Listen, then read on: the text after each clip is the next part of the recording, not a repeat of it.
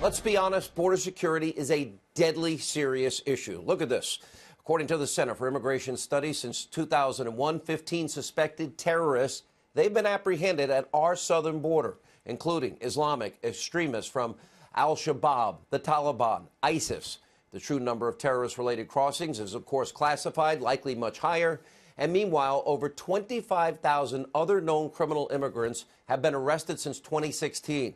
This includes over a dozen murderers, 370 convicted sex offenders, and nearly 5,000 individuals convicted of illegal drug or weapons charges.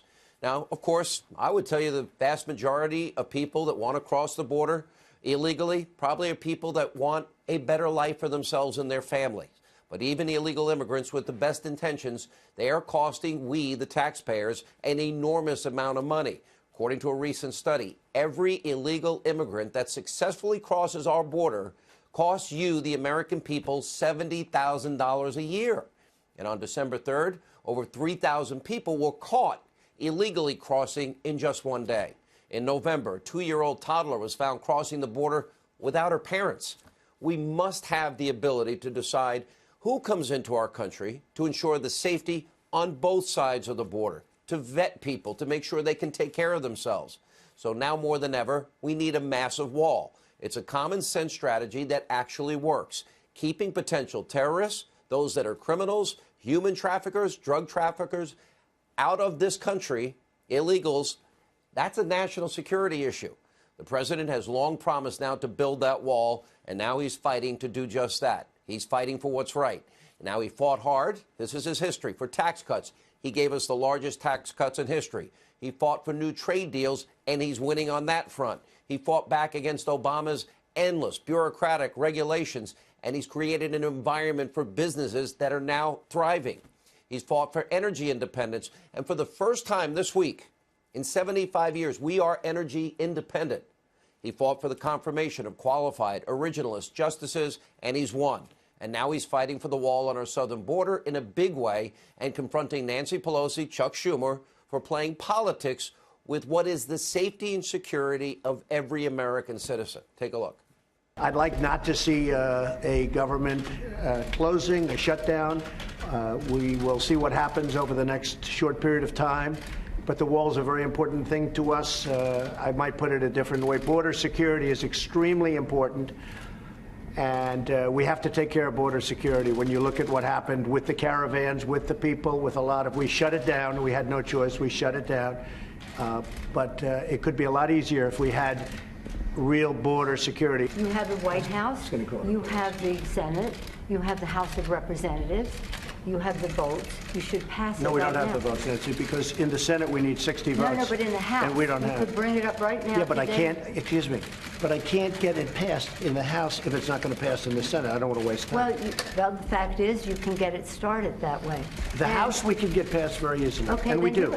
But the problem is the Senate, because we need 10 Democrats to vote, and they won't vote. Nancy, we'll find out. Nancy, we need border security. It's very simple. Of course we do. We need border security. People are pouring into our country, including terrorists. We have terrorists. We caught 10 terrorists over the last very short period of time. 10. These are very serious people. Our border agents, all of our law enforcement has been incredible what they've done. But we caught 10 terrorists. These are people that were looking to do harm. We need the wall. We need, more important than anything, we need border security, of which the wall is just a piece. But it's important. You just say my way or we'll shut down the government. We have a proposal that Democrats and Republicans will support to do a CR that will not shut down the government. We urge you to take it. And if it's not good border security, I won't take it. It is very good border security. And if it's not good border security, I won't take it. It's what the Because when you look at these numbers of the effectiveness of our border security, and when you look at the job that we're doing with our military... You just said it is effective. Can I tell you something? Yeah, you just said it's effective. Without a wall, these are only areas where you have the walls. We want to do where this. you have walls, Chuck, it's effective. Where you don't have walls, it is not effective. We came in here in good faith, and we're entering into this kind of a discussion in the public view. But it's not bad, Nancy. No, it's called transparency. I know it's not transparency when we're not stipulating to a set of facts, and when we wanted. have a debate with you about saying we confront some of this facts without. You know saying what? to the We need public, border security. That's what we're going to be talking about, border security. If we don't have border security, we'll shut down the government. 20 times you Chuck. have called for, I will shut down the government if I don't get my wool. None of us have said. You want to know something? You've said okay, it. you want to put that on You've my... said it. I'll take it. Okay, good. You know what I'll say? Yes. If we don't get what we want, one way or the other, whether it's through you, through a military, through anything you want to call, I will shut down the government. Okay, absolutely. fair enough. And I We am disagree. proud, and I'll We tell you what, disagree. I am proud to shut down the government for border security, Chuck. Wow. Chuck couldn't even look him in the eye. Now, tonight we have some breaking news. Fox News has confirmed that House Republicans are now considering putting a $5 billion funding the wall bill up for that vote that Nancy Pelosi wants, and they'll still fund the government at current levels. Now, this bill would prove Nancy Pelosi wrong and then put Senate Democrats in a pretty precarious position. Either fund the wall or they will shut down the government. By the way, if you're a Republican in Congress and you vote no, I will tell you right now, we will be highlighting your name and your record and holding you all accountable. This is about our nation's security. It's about stopping drug traffickers and human traffickers. It's about safety for the American people. None of this seems to matter to the left, and yet again, they are on the wrong side of what is a monumentally important issue. Look at this. According to a Harvard-Harris poll, a majority of Americans, they support the president, the wall on our southern border. 79% support a merit-based immigration system. 79% want more secure borders. 61% say the current border security is inadequate. And 68% want an end to the visa lottery system. Now, Democrats don't want to listen to the American people. Maybe they should just listen to themselves, because they're such hypocrites. In the Obama years, they sounded a lot like Donald Trump, and we've got the tape to prove it. Take a look. I voted numerous times when I was a senator to spend money to build a barrier to try to prevent illegal immigrants from coming in. And I do think you have to control your borders. People who enter the United States without our permission are illegal aliens, and illegal aliens should not be treated the same as people who entered the U.S. legally. The American people will never accept immigration reform unless they truly believe that their government is committed to ending future illegal immigration. Those who enter our country legally and those who employ them disrespect the rule of law. And because we live in an age where terrorists are challenging our borders, we cannot allow people to pour into the U.S. undetected, undocumented, and unchecked. Oh, how times have changed. They all sounded like little baby Donald Trumps. Now, we've warned you for a long time. Now, Democrats, now they want open borders, sanctuary cities, sanctuary states. They even want to get rid of ICE and all the hard work that they do all together. But remember, they want to keep this agenda hidden, which is exactly, was one of the more fascinating moments during that exchange with the president that went on 11, 12 minutes today. They kept urging the president over and over, can we talk privately? Please, please, you're killing us. Sure is sign, by the way, they know that they were out of touch with the American people. Can we please do this privately? Pretty please. Take a look. The point is that there are equities to be weighed. And we're here to have a conversation in a prayerful way. So I don't think we should have a debate in front of the press on this. Again, let us have our conversation, then we can meet with the press again. That's our proposal. If it's good then, it's good now, and it won't shut down the government. Chuck, we can build a much bigger section with more money. Let's debate in private. Okay? Yeah, let's debate in private. That is, we came in here in good faith, and we're entering into this kind of a discussion in the public view. But it's not bad, Nancy. It's called transparency. And let us have a conversation where we don't have to contradict in public the statistics that you put forth, but instead can have a conversation about what will really work. No, let's have the conversation in public so we can all see where you really stand. Instead of working towards a solution, you see it. Democrats playing politics and literally commencing with their favorite activity, bashing Trump, including now, moments after that tense exchange in the White House. Watch this. The Trump shutdown is something that can be avoided, that the American people do not need at this time of economic uncertainty, people losing jobs, the market in a mood, and the rest.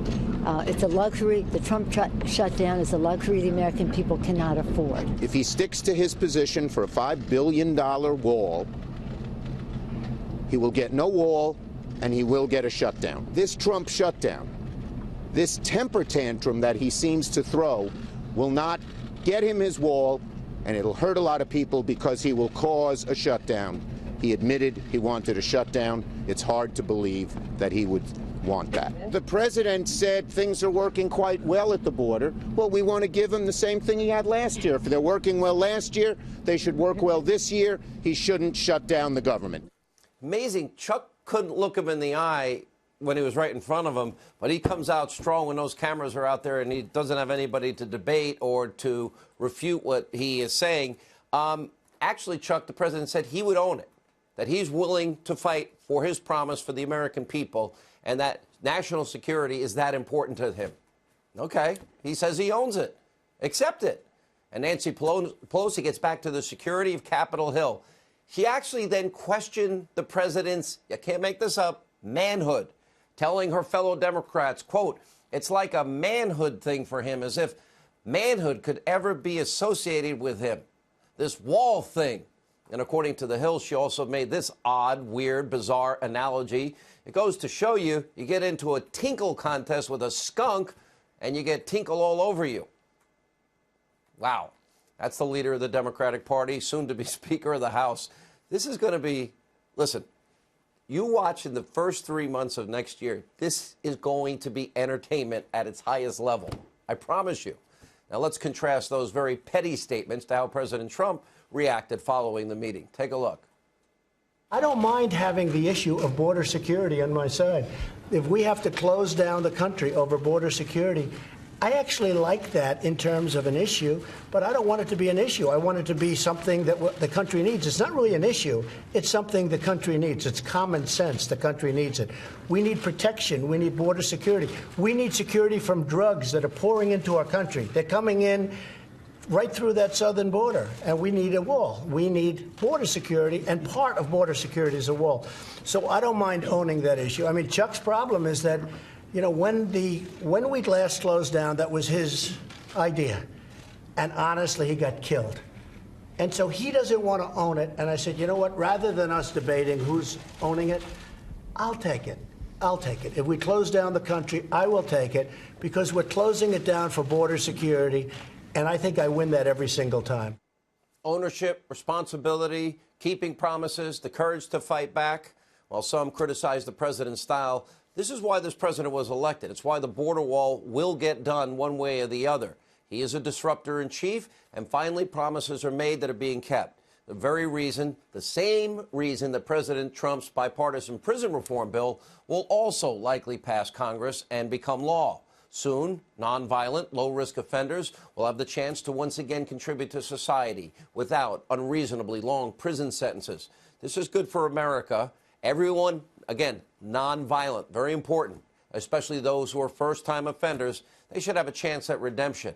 Now, remember this scene, Alice Marie Johnson, who we had the opportunity to meet and interview, thanking the president, thanking the country for a second chance. She spent 20-plus years in prison for one drug offense, nonviolent. And now others like Alice Marie Johnson, currently in prisons, they will be given a second chance. Now, despite real progress across the country on multiple fronts, well, Trump derangement syndrome has devastated some of America's worst so-called journalists. Of course, this includes New York Times hack Paul Krugman. This is the most insane thing I think I've read in the New York Times, and that says a lot. Tweeting out an article about how climate change, along with a statement that reads, quote, there's a new axis of evil, Russia, Saudi Arabia, and the United States. Okay, is this what the New York Times has become? A paper so filled with anti-Trump rage that they employ a person that's calling the United States of America evil?